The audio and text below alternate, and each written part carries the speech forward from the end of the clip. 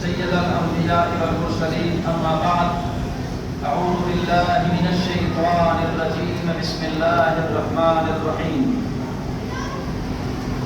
اهدنا الصراط المستقيم صدق الله مولانا العظيم إن الله وملائكته يصلون على النبي يا أيها الذين آمنوا صلوا عليه وسلموا تسليما اللهم صل على محمد وعلى آل صل على محمد سيدنا محمد وعلى آل سيدنا ومولانا محمد وبارك وسلم الصلاة والسلام عليك سيدي يا رسول الله الصلاة والسلام عليك سيدي يا حبيب الله نبی مکرم صلی اللہ تعالی علیہ وسلم کا فرمان مبارک ہے کہ جو مسلمان مومن معمولات بنائے اور دن میں 10 مرتبہ درود پاک کا ورد کرے، یعنی درود پاک پڑھے 10 مرتبہ دن میں، تو جو بندہ 10 مرتبہ درود شریف پڑھتا ہے گویا کہ اس شخص نے ایک غلام آزاد کر لیا ہے۔ سبحان اللہ۔ اللہ رب العالمین ہم سب کو کثرت کے ساتھ درود پاک پڑھنے کی توفیق عطا فرمائے۔ کم از کم ویسے تو زیادہ پڑھنا چاہیے، مگر ایک غلام کا ثواب میں نے آپ کو بتایا ہے کہ اگر کوئی شخص 10 مرتبہ رسول کریم کے حضور 10 مرتبہ کوئی بھی درود پاک پڑھے، کسی سیغے کے ساتھ پڑھے، صلی اللہ علیہ وسلم صلی اللہ تعالی علیہ وسلم الصلاۃ والسلام علیک یا رسول اللہ، یعنی کسی بھی قسم کا کوئی درود پاک نبی پاک علیہ السلام کی بارگاہ میں پڑھ لے، نبی کریم صلی اللہ تعالی علیہ وسلم کا فرمان مبارک ہے کہ 10 مرتبہ جو درود شریف پڑھ لیتا ہے گویا اس نے ایک غلام آزاد کر لیا۔ سبحان اللہ۔ ہمیں اللہ تعالی توفیق عطا فرمائے کثرت کے ساتھ ہم درود پاک پڑھ سکے، محبت کے ساتھ ایک دفعہ پڑھ لیں تاکہ میں اپنی گفتگو کا آغاز کروں۔ اللهم صل على سيدنا محمد وعلى ال سيدنا ومولانا محمد المبارك وسلم الصلاة والسلام عليك سيدي يا رسول الله الصلاة والسلام عليك سيدي يا حبيب الله وعلى آلك وأصحابك سيدي يا شفيع المذنبين۔ برادران ایمان، سید الشہداء امام کربلا اور شہیدان کربلا کے حضور آج میں اور آپ سلام عقیدت پیش کرنے کے لیے جمع ہے۔ رب ذوالجلال ہماری محبتوں کو قبول فرمائے، آمین۔ اہل بیت کے اطہار سے محبت کرنا، نبی مکرم صلی اللہ تعالی علیہ وسلم کی اولاد پاک سے محبت کرنا، یہ کوئی شرک یا بدعت نہیں ہے، یہ ایمان ہے۔ سبحان اللہ۔ ہم کو حضرات نبی پاک علیہ السلام کی جو اولاد تک ان کا تو مقام ہی زیادہ ہے، خون رسول جو ہوئے، جناب کی تھوڑی توجہ چاہوں گا، ہم تو مسجد کا جو احترام کرتے ہیں یہ وہ مسجد کا احترام ہے، آپ جوتا پار اٹھاتے ہیں، مگر مسجد میں جو سجدے کیے جاتے ہیں آج اگر سجدے محفوظ ہے یہ امام کربلا کا صدقہ ہے، امام کربلا کی قربانیوں کا صدقہ ہے۔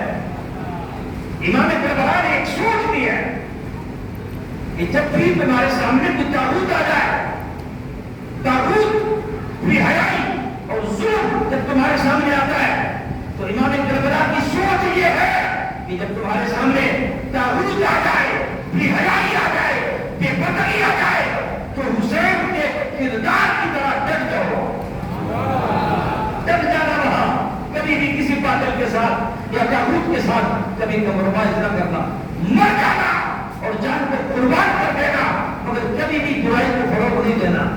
یہ سوچ کس کی ہے؟ امام کربلا کی ہے۔ یاد رکھنا، امام کربلا کی محبتوں کو سلام کرنے کے لیے اس وقت میں اور آپ جمع ہیں۔ یہ اتنی نازک گفتگو ہے نا، لوگ تو بڑے دلیری سے اسے بیان کر لیتے ہیں، مگر ہم چونکہ اہل ادب ہیں اور یہ ننگی تلوار ہے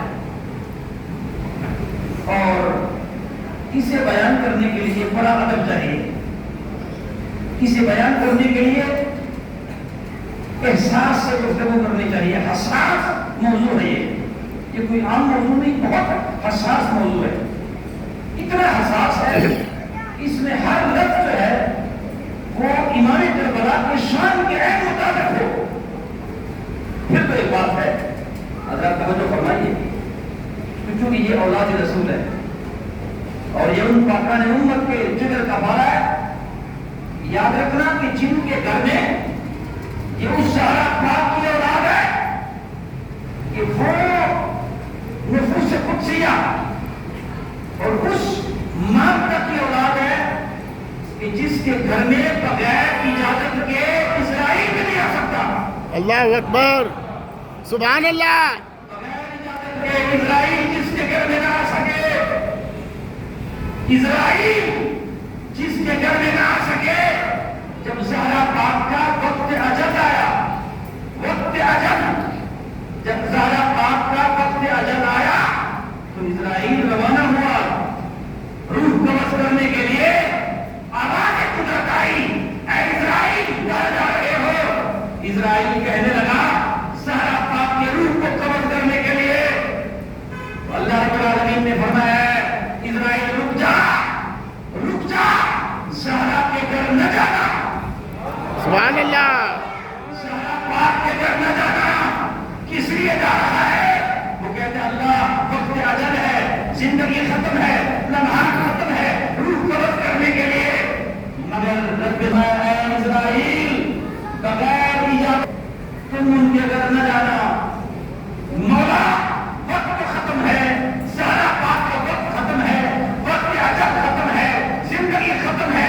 میری ڈیوٹی ہے مولا پھر زہرا پاک کی روح کو کون قبض کرے گا؟ سبحان اللہ. عدل ہے اور تیرا حکم ہے کہ ایک لمحہ نہ کوئی آگے نہ کوئی پیچھے جس کی زندگی ختم ہو جائے، ایک لمحہ بھی کوئی زیادہ اس دنیا میں نہیں رہ سکتا. مولا زندگی زہرا پاک کی ختم ہے اور زہرا پاک کی روح قبض کون کرے گا؟ اللہ رب العالمین یہ وہ کرا رہا ہے. اللہ نے فرمایا اسرائیل رک جا، رک جا، نہیں جانا، زہرا پاک کے گھر نہیں جانا. مولا کی روح کون قبض کرے گا؟ فرمایا رب جانے، رب جانے اور زہرا پاک جانے. مولا روح کون قبض کرے گا؟ فرمایا اے اسرائیل جو روح ڈال سکتا ہے وہ روح نکال بھی سکتا ہے. نہیں جانا اس کے گھر میں. یہ وہ زہرا پاک کی اولاد ہے جن کے گھر میں بغیر اجازت کے فرشتہ بھی نہیں جا سکتا. اور باپ کا مقام کیا ہے؟ باپ کا مقام کیا ہے؟ نبی مکرم صلی اللہ علیہ وسلم کا فرمان مبارک ہے حیدر کرار کی اولاد ہے. اور حیدر کرار کا تذکرہ نبی کریم نے فرمایا کہ حیدر کرار کا تذکرہ شروع کرو اور جب چہروں پہ جب چہرے پھول کی طرح کھل جائے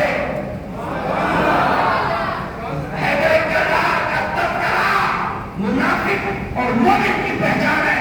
نبی کریم نے فرمایا کہ اجتماع میں علی پاک کا ذکر کرو اور ذکر علی کرنے کے بعد چہروں پہ دیکھو. اگر ذکر علی کرنے کے بعد چہرہ پھول کی طرح کھل جائے سمجھ لو اپنا ہے، اور اگر چہرے پہ بلائے سمجھ منافق ہے.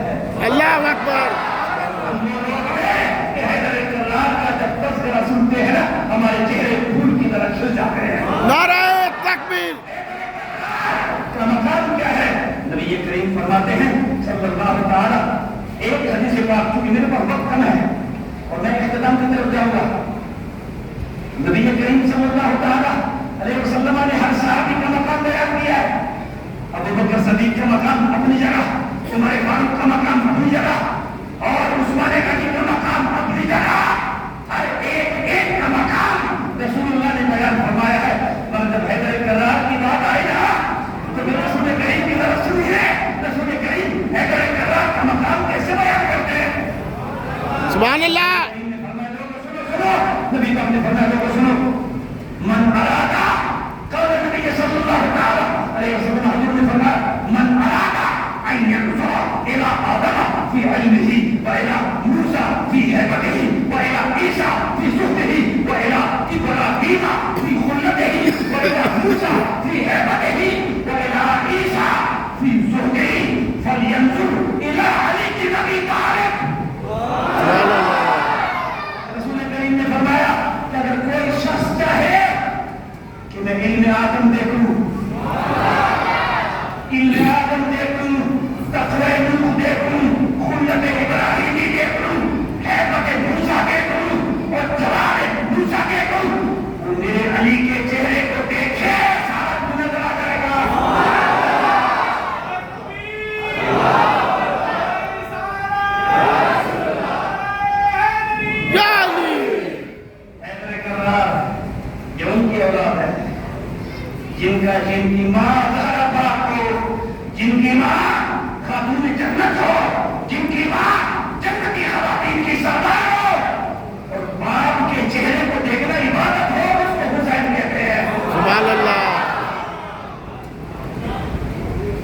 جن کے باپ کے چہرے کو دیکھنا عبادت ہو اور جن کی ماں جنتی خواتین کی سردار ہو اس کو حسین کہتے ہیں. سبحان اللہ. آپ توجہ فرمائیے, احترام کی طرف جان توجہ فرمائیے. یہ میں نے آپ سے گزارش کی نا, بڑی نازک گفتگو ہے, ڈر ڈر کے میں بیان کر رہا ہوں کیونکہ یہ ان کی بارگاہ میں گفتگو پیش کرنا کوئی آسان بات ہے. بے شک بے شک. سبحان اللہ. آپ سننے والے ہیں, میں بیان کرنے والا ہوں, ہم سارے ان کے لوگ ہیں, بے شک. ہم صحابہ کے بھی لوگ ہیں, ہم صحابہ کے بھی لوگ ہیں, ہم درباروں کے بھی غلام ہیں, سروانوں کے بھی غلام ہیں. ہم تو اس فضا کو بھی سلام کرتے ہیں.